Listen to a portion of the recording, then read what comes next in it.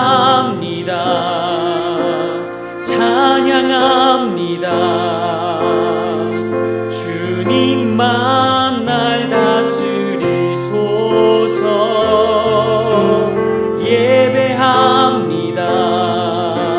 찬양합니다. 주님 홀로 높임 받으소서.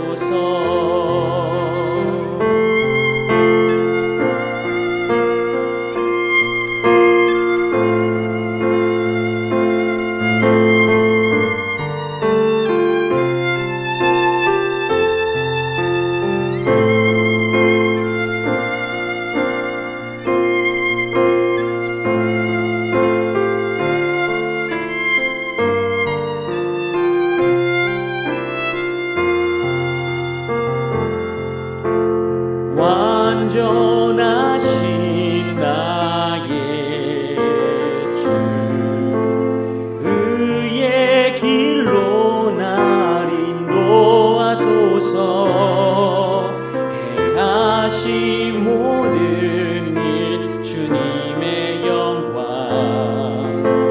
다 경배합니다.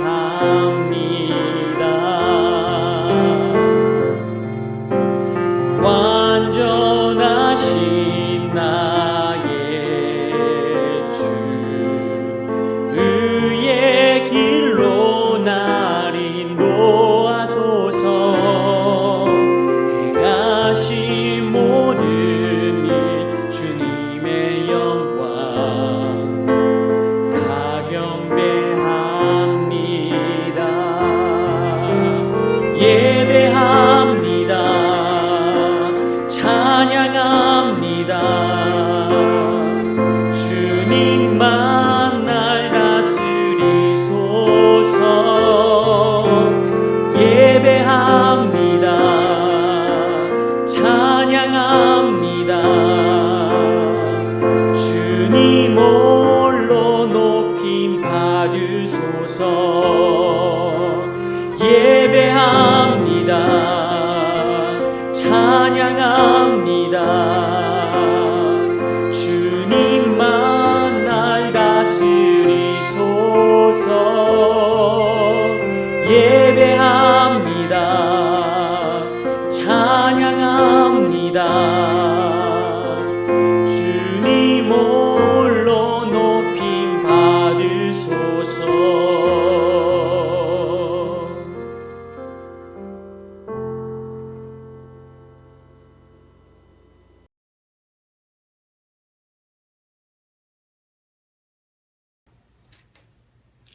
샬롬. 오늘 아침 함께 묵상할 말씀은 마가복음 10장 1절에서 2절입니다. 제가 봉독하겠습니다. 예수께서 거기서 떠나 유대지경과 요단강 건너편으로 가시니 우리가 다시 모여들거늘 예수께서 다시 전례대로 가르치시더니 바리새인들이 예수께 나와 그를 시험하여 묻되 사람이 아내를 버리는 것이 옳으니이까. 아멘. 샬롬. 오늘은 갈릴리에 계시던 예수님께서 유대지경과 요단강 건너편으로 가셔서 전하셨던 대로 가르치는 그런 내용입니다. 이 예수님께서 유대지경으로 가시면 꼭 예수님의 대적자들과 만나게 됩니다. 바리새인들이 예수님께 나와 예수님을 시험하죠. 10장 2절 한번 읽어보겠습니다. 바리새인들이 예수께 나와 그를 시험하여 묻되 사람이 아내를 버리는 것이 옳으니이까. 이번 시험의 주제는 바로 이혼에 관한 것입니다. 아주 논쟁적인 주제이죠. 지금도 굉장히 논쟁적인 주제인데 아마 이 당시에도 논쟁적인 주제였던 것 같습니다. 왜냐하면 이것을 가지고 예수님을 시험했기 때문입니다.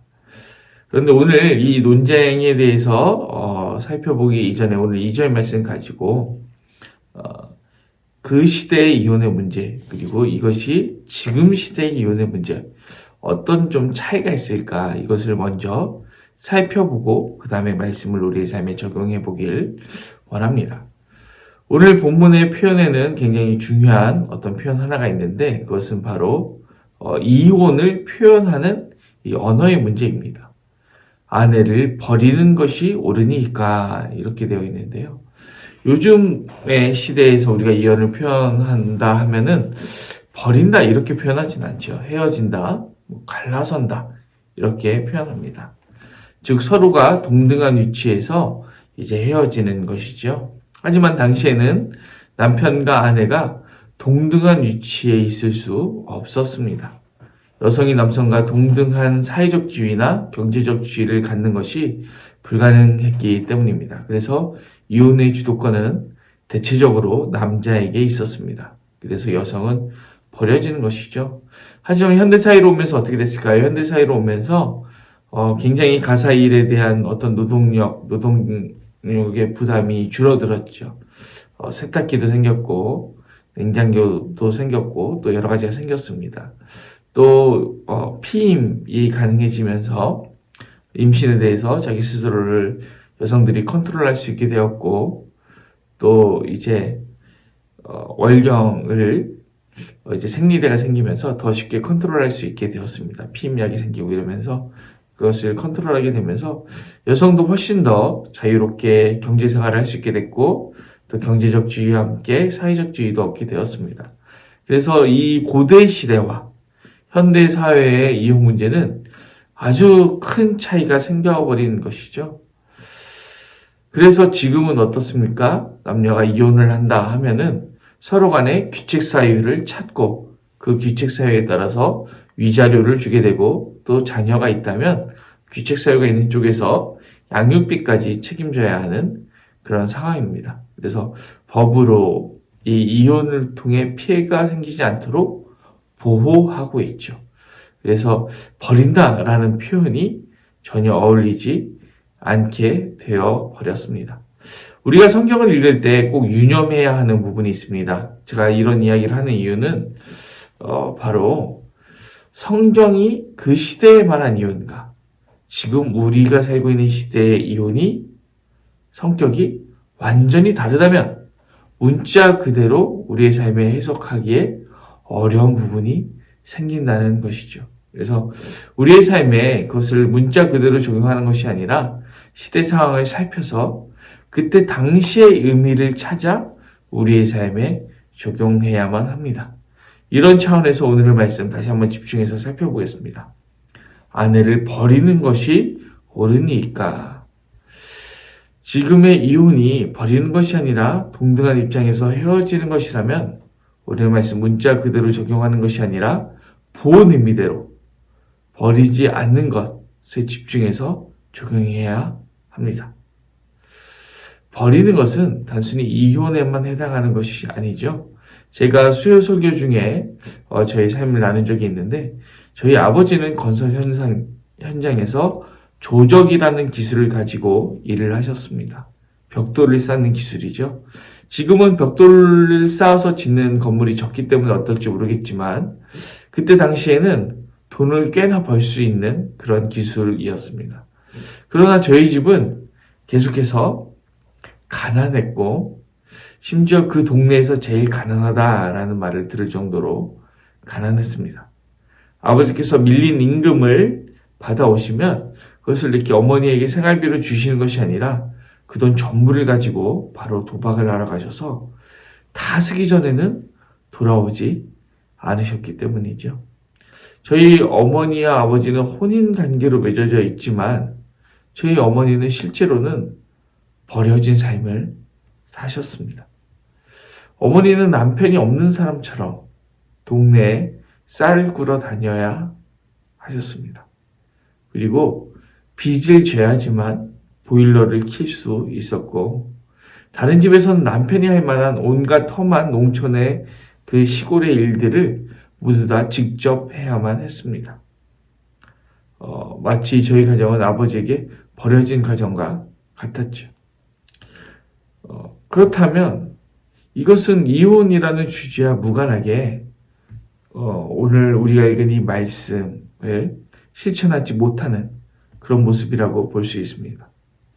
반면 요즘 이혼 가정이라고 할지라도 근래는 굉장히 많지 않겠습니까? 서로에게 자녀에게 끝까지 책임감 있게 행동하는 그런 모습들을 보게 됩니다. 하나님의 말씀에 비추어서 이혼 가정이 한 모식이 아름다운 올바른 어떤 건강한 가정이다라고 말할 수는 없겠지만 둘 중에 어느 것이 더 나은지는 우리가 말씀에 비춰서 충분히 생각해 볼 수 있는 그런 모습입니다. 둘 중에 더 어느 게 나은가요? 우리가 이 단락 전체를 보지 않았지만 오늘 2절까지의 말씀을 읽고 예수님 당시 시대와 지금 시대에 또 비추어 보면서 우리가 하나님의 말씀 나눠봤습니다.